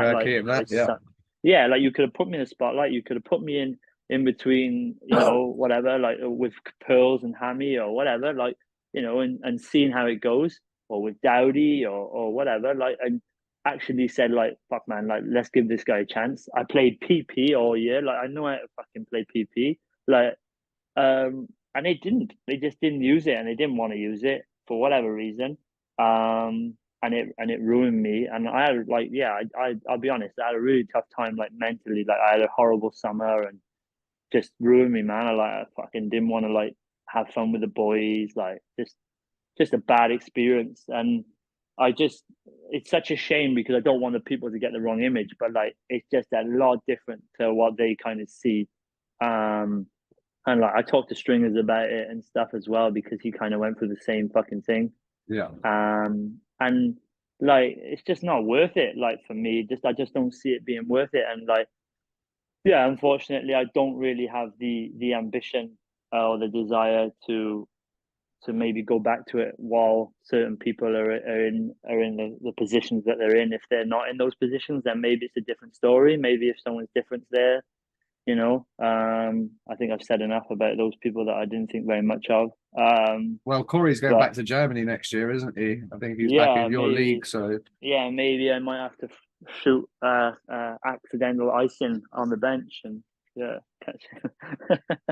No, but it was just sad, man, because like I was like, you know, I knew some of the German players and I was going up and speak like I know Grubauer, like I was in Rosenheim, he's from Rosenheim, so he was there while he was on his off season in like Washington, and we trained like on the ice together, and he was next to me in the changing room. So like you kind of get friendships, and like I knew him and I was going out partying with him in Slovakia because I wasn't playing, so I was like, you know what, fuck this, I'm just gonna go out and have fun. Did you see Patty Kane when he was out? Apparently he was out just getting. I was there for a couple of days, but apparently the day before they played you boys and beat you like 7-0, whatever it was, Patty Kane was up until like 4 a.m. going fucking hard. Yeah, I saw a lot of like Canadians and NHLers out there, like me and Taff, like because I was like, I had a really good, like me and Taff still have a really good relationship, and like I was like, come on, Taff, let's go, like I'm taking you out, like, and we went out with Groovy and this other guy, and like Groovy like paid for everything, like just fucking threw it on his card, like paid for everything, and me and Taff had a night, and like at that point, this was later on in the tournament because I just didn't care then because I was just like, you know what, man, like. I've brought my family over, like people have bought like tickets to come over, like just to like see me play, and like it's not as if like I've been listed but I haven't played. Like, I haven't even been played. Like I'm sat in the stands, like, you know, for 4 games straight now. So like, you know, what's going on, like, you know, so yeah, so I just kind of tried to enjoy it as much as I could, and be as professional as I could, but yeah. It was unfortunately not a great experience. I was a bit disappointed, I was disappointed in some organizational bodies, but yeah, it is what it is. Let's finish up something a bit more positive. Obviously, that's a shitty situation to be in, because you know you're coming, like you say, off the back of a great season. You think you get a bit more of a look in, but you boys are coming off the back of a good season again this year. You said obviously. Finished just 1 point outside second, and you Ravensburg have gone up. You're going to have the teams coming down. You boys are going to be ready to go again next year. Is it realistic to expect to be in with maybe a title chase? Obviously, the team that won it, they didn't do very well in the playoffs, but can you catch them? Is 30 points too much? Can they build a similar team? How do you see it going? I feel like I said, I feel like Kaufbeuren, since I've been here, like it's been a spot that's had its ups and downs, but trend wise, it's always on the up, and we've always managed to secure a playoff spot. So, and like I said, with the development thing that they have going here and stuff, like there's a lot of youngsters that are getting that opportunity to play. So the talent is definitely there. We had a new coach, obviously, that's coming last season, and has done well. It would be interesting to see how his second season is, if he can also improve and, you know, bring a little bit more out of everyone for this season. We still have the core kind of unit with like the older Germans and the imports. Like they've managed to sign, obviously, 3 of the 4 imports from last year. So that core group of guys is still kind of intact, which is, I think, important. I think it's definitely a possibility. Like I said earlier, I think we just need to focus more on like building up towards having a final run at the playoffs. Like, I mean, if you look at the team that won this year, Ravensburg, okay, yeah, Pete came in at a later date. I think he came in around Christmas because he got fired from Augsburg. But like, you know, they were really struggling up until then, like really struggling. And even when Pete came in, obviously it was early days and they were struggling. And I remember like talking to Pete after the game, and he was like, we'll be fine in a couple of weeks. We'll be like top of the table. Like we'll be up there. Like and lo and behold, like he was right. And I think that is something that we need to focus on this year to kind of be a little bit more solid towards the end of the season, whether it comes down to being fitness, whether it comes down to being more technical system wise.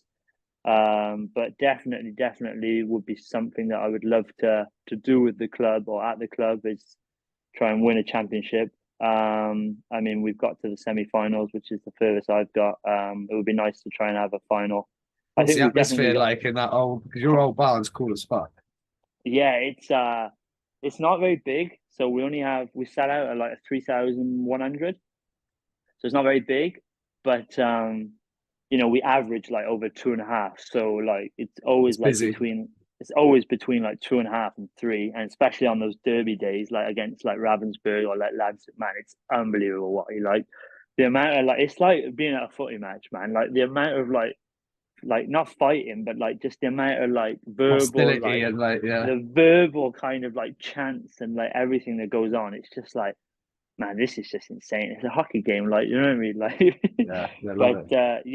it's definitely definitely something that I cherish, and I'm fortunate to kind of have had the opportunity to stay out here and play out here, and I'm definitely going to cherish it for as long as I can. Yeah.